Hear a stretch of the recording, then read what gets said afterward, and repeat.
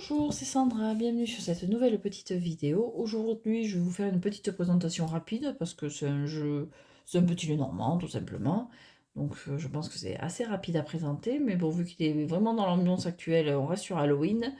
Je pense qu'il est parfait pour maintenant. C'est un jeu indépendant français, c'est le Skull and Bone Oracle Petit Lenormand des éditions DCK. Et là, je vous vois. Mais le créateur, que je vous remettrai en barre d'infos, parce que je ne sais pas prononcer son nom de famille, et plutôt que de l'écorcher, je préfère que vous le lisiez, si ça vous intéresse, que vous le retrouviez sur le net. Donc voilà. Donc les éditions des CK, il me semble qu'elles vont bientôt fermer, ou qu'elles vont plus éditer en tout cas, et que tous leurs jeux maintenant c'est jusqu'à rupture de stock et après il n'y en aura plus. Donc ils ont une boutique. Celui-ci je l'ai commandé sur Amazon, Amazon France, parce ils ont aussi le Majedmon and Belline Oracle aussi qui était sur Amazon. Donc ils ont quelques jeux sur Amazon. S'ils sont encore en vente, parce que celui-là ça fait presque un an que je les mène. Je m'étais un peu jeté dessus quand j'ai vu qu'ils allaient plus éditer parce que vraiment il est super fun ce jeu. Fun et un peu glauque. C'est du jeu en noir et blanc, donc en boîte cloche. Quand il arrive, il est assez compliqué. Enfin, compliqué. Il est assez chiant à ouvrir, ça arrive. Mais bon, avec le temps, ça va. J'ai dit ça va. Voilà. Il arrive avec un guidebook bon, mais illustré en noir et blanc, mais bon, dans la mesure où il n'y a pas une pointe de couleur dans tout le jeu, ça aurait été surprenant. Avec une petite description en arrivant, une introduction. Et puis après, chaque carte, voilà, a sa description, son illustration et les associations avec les autres cartes du jeu. Et ça pour les 36. Et il y a un petit tirage à la fin, je crois. Oui, un tirage en croix.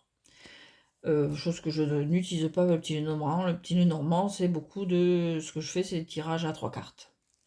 Donc, puis le grand tableau, non, parce que j'ai pas la place, et puis je maîtrise pas encore assez le Lenormand.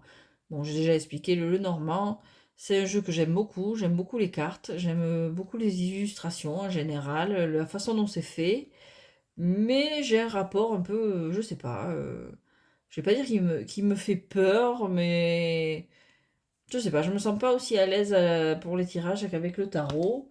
Et je l'utilise surtout avant un voyage ou voilà, un moment d'incertitude ou comme ça, voilà.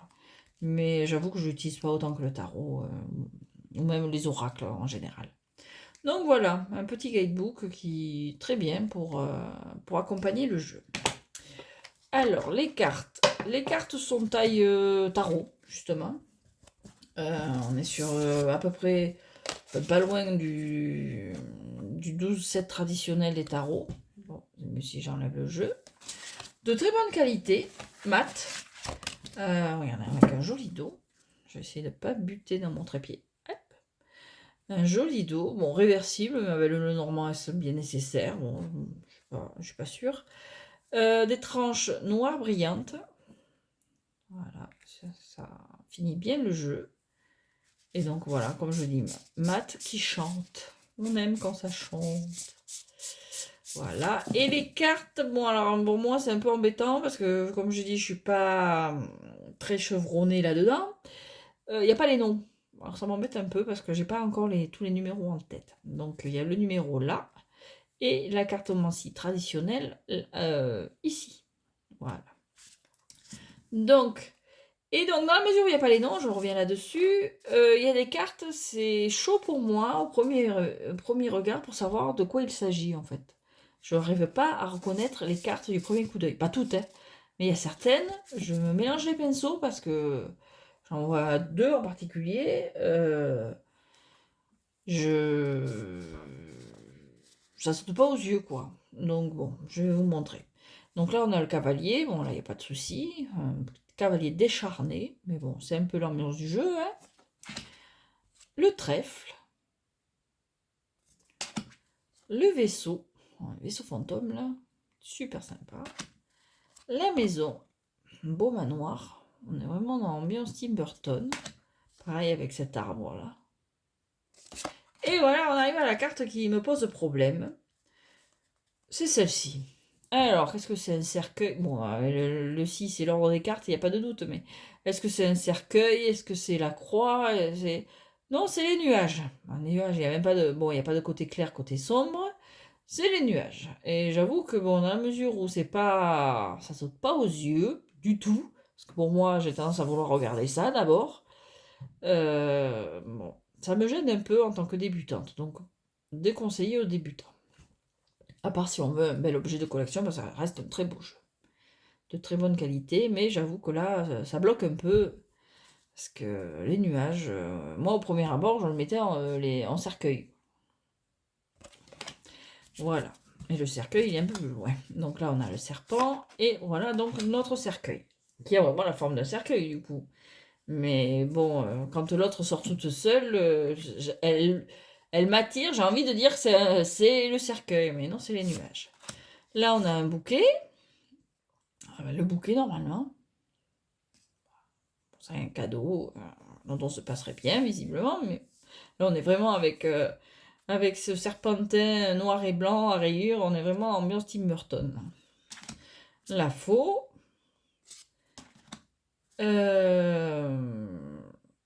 C'est quoi ça?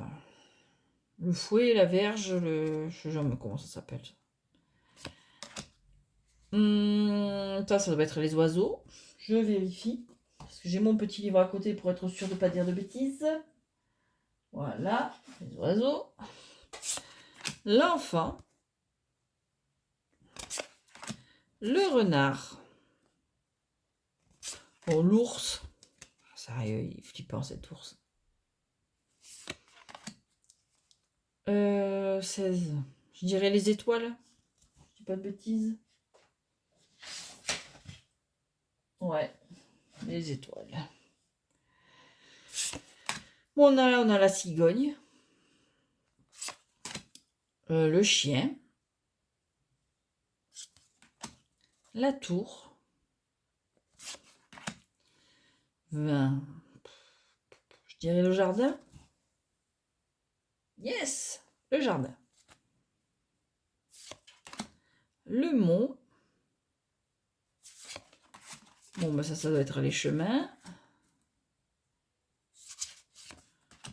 Ouais, la souris. Oh, la tronche. A pris cher. Le cœur. L'anneau.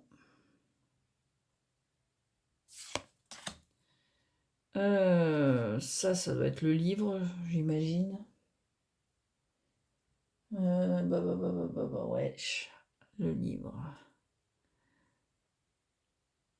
C'est sympa celle-là. Ça doit être la lettre. Bon, il y a même un timbre là. Bon, mais alors là, monsieur, madame. Alors la dame bien, mais monsieur, il regarde tout droit. Bon, on ne peut pas les faire se regarder l'un vers l'autre, c'est un peu dommage. Alors, les lys. Fleur de lys. Alors, oui, celui-là, c'est pas évident, mais c'est le soleil. C'est chaud, ça. La lune, j'aime bien celle-là. On est vraiment, là aussi, ambiance Tim Burton. La clé. Les poissons. L'encre. Et la croix. Là, c'est vraiment la croix. Voilà, voilà. Donc, c'est un petit jeu, sympa pour la saison. Un jeu qui chante, en plus. On va pas... J'aime beaucoup les jeux qui chantent. J'aime beaucoup la qualité. Bon, je vais pas vous dire que j'aime les couleurs, hein, noir et blanc. J'ai pas beaucoup de jeux en noir et blanc, mais c'est pas... Je suis pas forcément attirée. Je crois que j'en ai deux. J'ai celui-ci et le... Comment il s'appelle celui-là? Le Phantom Hive. Non, Phantom Hive, c'est dans Backbutter. Phantom Wise Tarot. Voilà.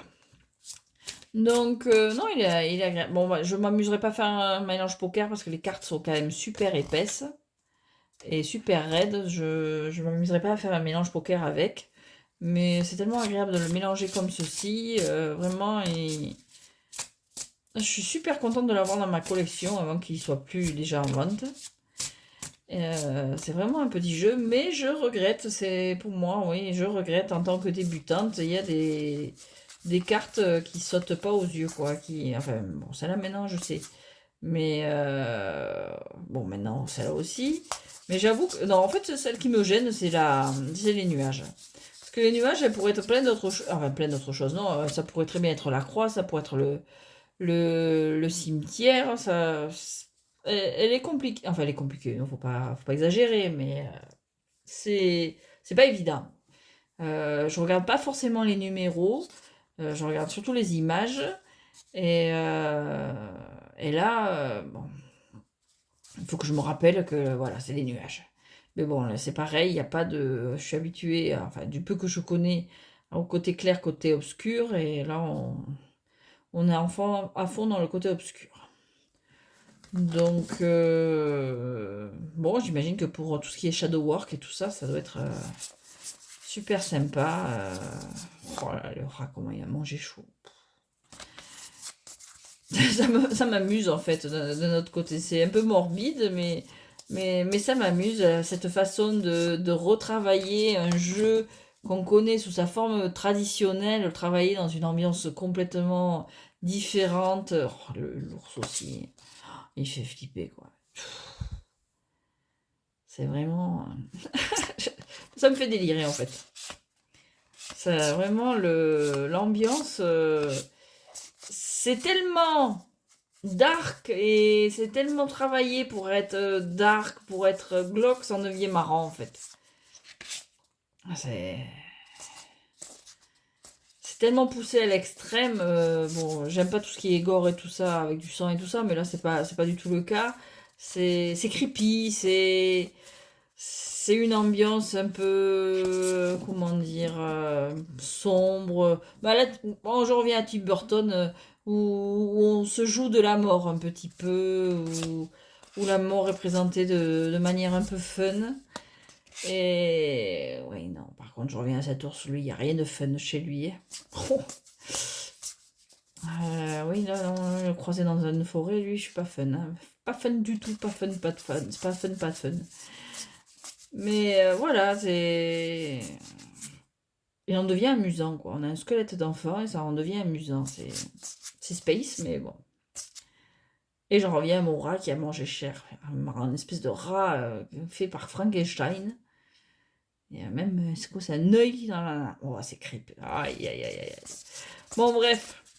Je vais pas m'attarder dessus. C'est un super petit jeu pour la saison, pour Halloween. Bon, on peut l'utiliser quand on veut, mais c'est vrai que j'ai tendance à être plutôt dans ce mood en ce moment. Dépêchez-vous s'il est encore en vente, hein, je l'espère, parce que vraiment, il mérite qu'on s'y intéresse. Puis bon, ça fait toujours plaisir de faire marcher les petites boutiques, les petites maisons d'édition. Et si vous aimez cette ambiance-là, un peu dark, gothique, voilà, je vais pas redire à Tim Burton, mais enfin si, c'est vraiment, moi c'est ce qui m'a attiré, donc foncez. Et puis, bon, il était sur Amazon, donc à la rigueur, il est, pour ceux qui sont jamais trop sûrs quand ils connaissent pas la boutique ou comme ça, il y a cet intermédiaire-là. Et puis voilà, je vous remercie d'avoir suivi cette courte vidéo. Je vous dis à très bientôt. Passez une bonne soirée, bonne journée, bonne nuit peut-être. Portez-vous bien. Et encore une fois, à très bientôt.